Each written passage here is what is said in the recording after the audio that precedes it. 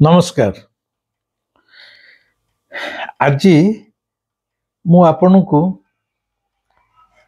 आमर ए खोर्धा पाखरे गोटे एभली एक स्थान देखेबी जोटा देखिले आपण मानकु बहुत भलो लागिबो एवं आम ओडिशा रे जे एमती केते केते छोट छोट जगह अछि जोटा देखिला भलिया जिंस एवं जोठी प्रकृतिर वैचित्रता भी देखि परिबे जानि परिबे।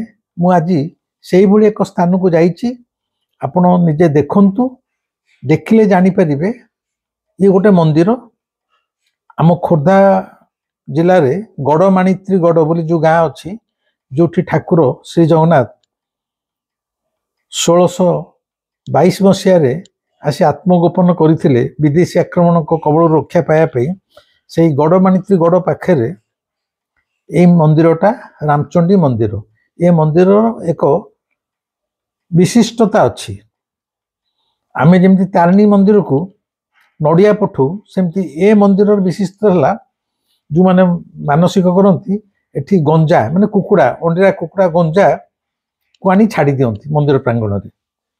गोटे जीवंता गंजा कुकुड़ा आनी छाड़ी दिया जाए एवं ये पहाड़ पाखे शह शह गंजा कुकुड़ा बुलू था। गाँ लोक कहीं एपरिक युवक मैंने भोजी भात पाई ये गंजा मान को कहीं मारिकी खाती नहीं, एमाने निश्चिंत बुलू था। ये जो एते एते तारिणी मंदिर नड़िया भाया एते एते गंजा एठी छड़ा जाती केवल राति रे गधिया बिलुआ कोकिशियाली यही माने जहाँ तक मारिकी खाती ता नहले आपको गाँ लोक कहीं स्पर्श करती ना। बर्तमान मुझे बेसी कहूनी से मंदिर ठीक नौची खूब छोटिया वीडियो किंतु निश्चय देखंतु मूलरू शेष जाए खूब भल लगे रही। एथरक चलतु से मंदिर को बुलवा देखा।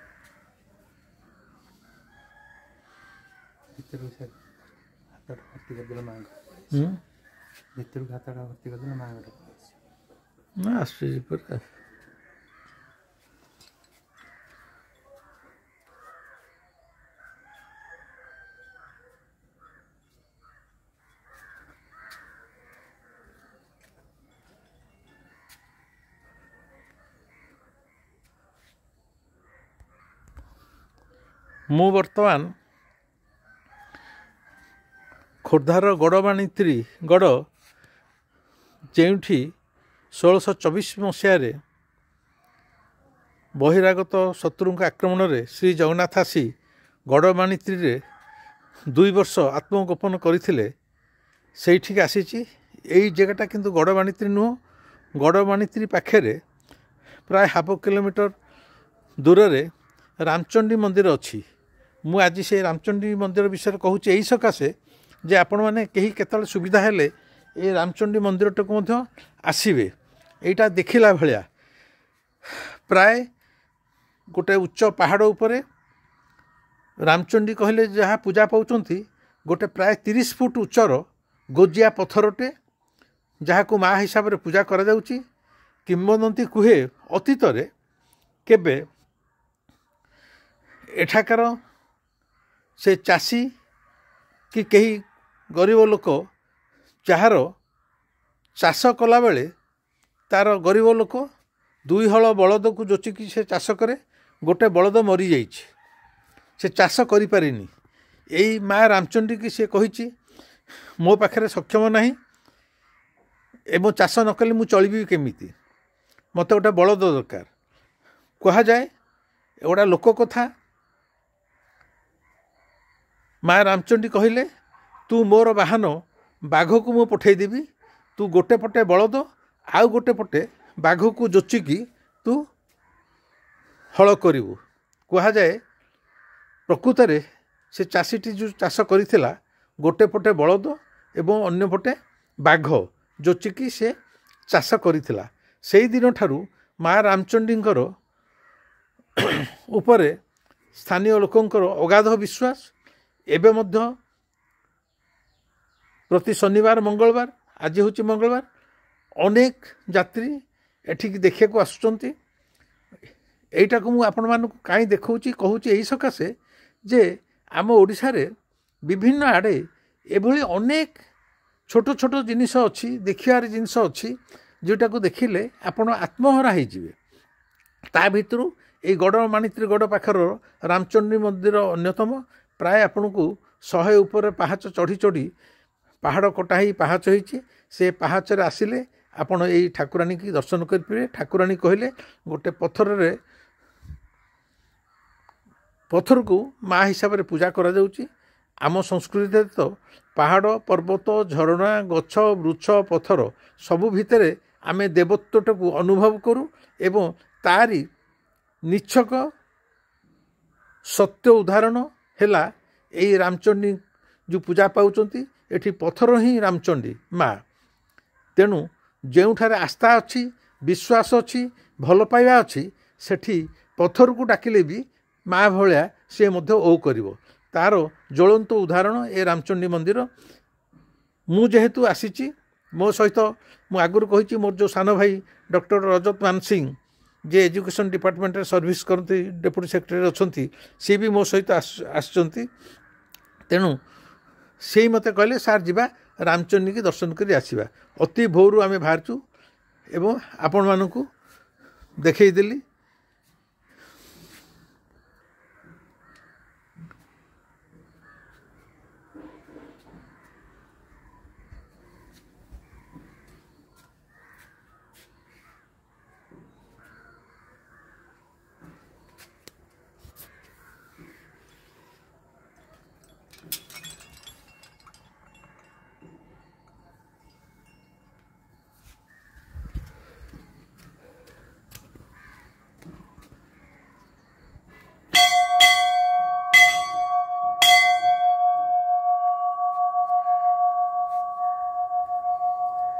ଏହାର ପରିବେଶ ଅତ୍ୟନ୍ତ ମନଲୋଭା।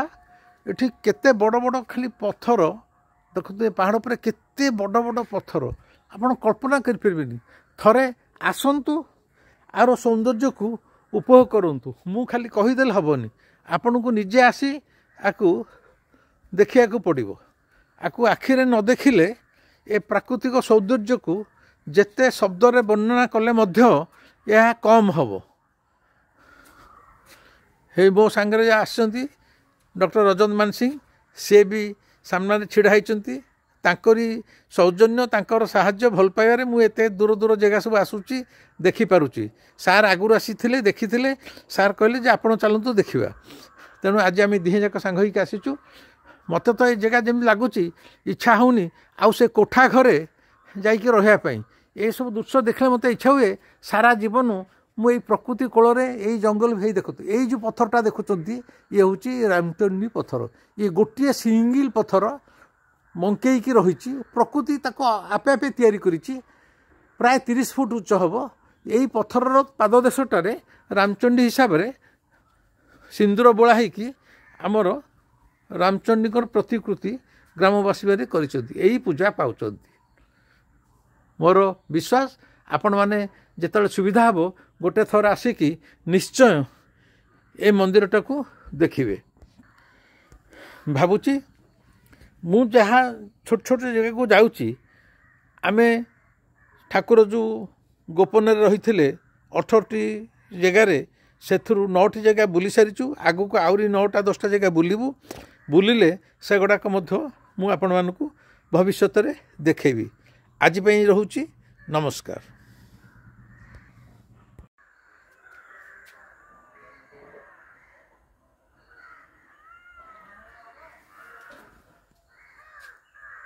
ଉପରକୁ ବି ସାର୍ ନେଇଯାଆନ୍ତୁ, ବଡ଼ ବାଘଟା ଆଉ ବଳଦଟା ଆସିବ ଉପରକୁ। ସେଠି ବୁଲେଇ ଦିଅନ୍ତୁ, ସେଇଠୁ ବୁଲେଇ ଦିଅନ୍ତୁ। ବାଘ ଏପଟେ ଗୋଟେ ବଳଦଟା ଅଛି ଲେଫ୍ଟ ସାଇଡ୍। କିନ୍ତୁ ଅଛି ସାର୍ 50ରେ ମୁଁ ଛିଡ଼ା ହେଇଛି।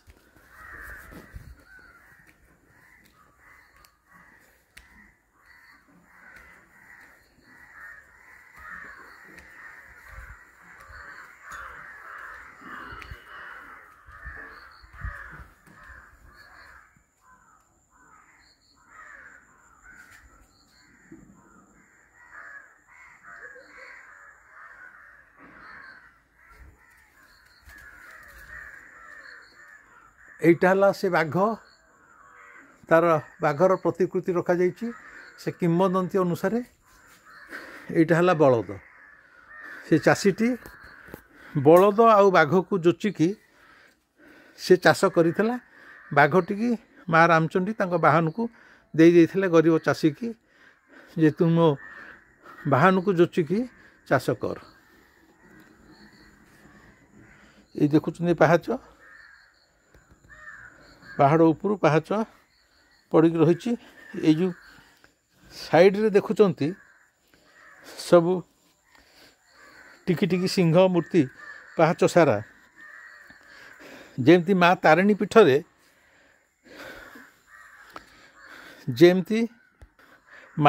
ପୀଠରେ ସମସ୍ତେ ନଡ଼ିଆ ଦିଅନ୍ତି, ଗଦା ଗଦା ଟ୍ରକ୍ ଟ୍ରକ୍ ନଡ଼ିଆ ସେଠି ଗଦା ହେଇଛି। ଏଠାରେ କେବଳ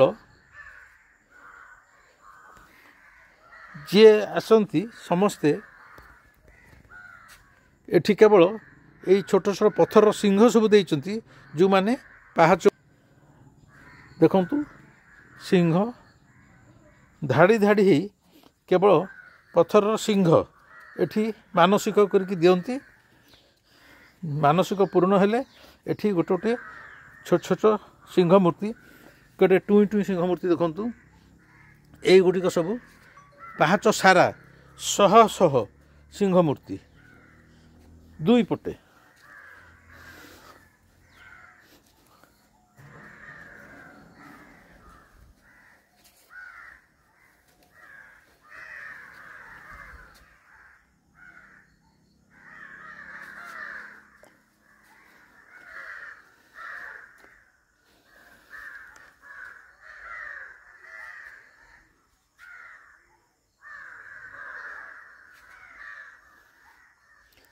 ଆମେ ବର୍ତ୍ତମାନ 50ତମ ପାହାଚରେ ଛିଡ଼ା ହେଇଛୁ।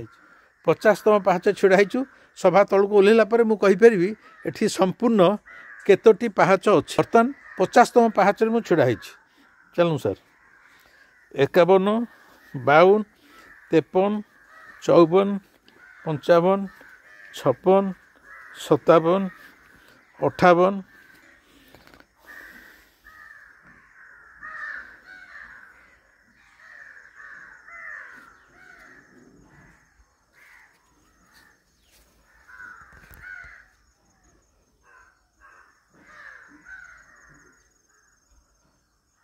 ଆସନ୍ତୁ 59, 60, 61, 62,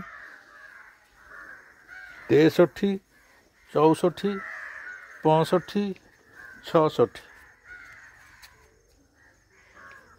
କେବଳ ପାହାଚରେ କେବଳ ସିଂହ, ସବୁଆଡ଼େ ଯୁଆଡ଼େ ଚାହିଁବେ। এইটা ପାହାଡ଼ ଉପରକୁ ଯିବା ରାସ୍ତା ମୁଁ ପଛପଟ ଦେଖାଉଛି। ଆସନ୍ତୁ ସାର୍।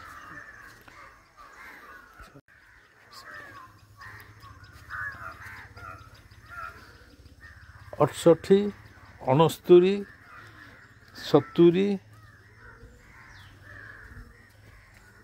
71, 72, 73, 74, 75, 76, 77, 78।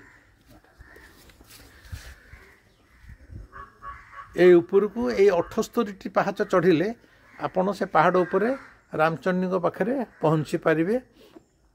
ତାଙ୍କର ମୂଳ ସୋର୍ସଟା ଯେଉଁ ପଥର ଖଣ୍ଡକ ରାମଚଣ୍ଡୀ ବୋଲି ପୂଜା ପାଉଛନ୍ତି, ଆପଣ ତା ପଛକୁ ଯିବେ ଦେଖିବେ କେତେ ବିରାଟ ଚକା ଓସାରର ତା ମାନେ ମୂଳଦୁଆଟା, ମାନେ ଯେଉଁଠି ମାଟି ତଳୁ ବାହାରିଛି। ଆଉ ମୁଁ ଯେଉଁ କହୁଥିଲି 30 ଫୁଟ, ଇଏ ଅତି କମ୍ ମାନେ 40 ଫୁଟ ଉଚ୍ଚର ଇଏ ପଥରଟି। ତାକୁ ଆସି ନିଜେ ଦେଖନ୍ତୁ, ଏ ସ୍ଥାନଟାକୁ ଉପଭୋଗ କରନ୍ତୁ। ପ୍ରକୃତିର ବୈଚିତ୍ର୍ୟ, ପ୍ରକୃତିର ଅଲୌକିକତା, ଆକୁ ଆପଣ ଏଠିକି ଆସିଲେ ନିଜେ ଅନୁଭବ କରିପାରିବେ। ମୁଁ ଯେତେ ଶବ୍ଦରେ କହିଲେ ମଧ୍ୟ ଶବ୍ଦ ନିଅଣ୍ଟ ହେବ। এই ହେଲା ରାମଚଣ୍ଡୀଙ୍କ ପବିତ୍ର ପୀଠ। ଆଉ ଏଠି ଦେଖେଇ ଦେଉଛି ସେଇ ଯେଉଁ ବାଘ ଆଉ ବଳଦ ଯୋଚା ହେଇଥିଲା, ଚାଷୀ ହଳ କରିଥିଲା, तार गोटे सांकेतिक प्रतिमूर्ति तैयारी होईची ए भितरे हेटी से चाषी 5 जन धरी छिड़ा होईची एटा हला लंगल हल लंगल जो कहती एपटे बाघ जोचा होईची एपटे बलद जोचा होईची भावुची आजिर एटा ए स्थानटा कहि दउची खोर्धाठू आसबे काईपदर जोठी हमर पीर बाबा समाधि अच्छी जोठारे प्रतिवर्ष हिंदू मुसलमान ऐक्य संहतिर वार्ता बहिकी गोटे उत्सव हुए पीर बाबा पीठ काईपदर से पीर बाबा पीठ को टपिकी आपण आगू को आसिले पड़ो गड़माणित्री गड़ गाँ जोठी ठाकुर आसिक 2 वर्ष 1624 मसीह ठाकुर आत्मगोपन करते से गणमाणित्री गड़ पाखु आउ प्राय हाफ किलोमीटर आसिले ए रामचंडी मंदिर पड़ो थरे आसतु देखु आज मु विबोध रंजन नमस्कार।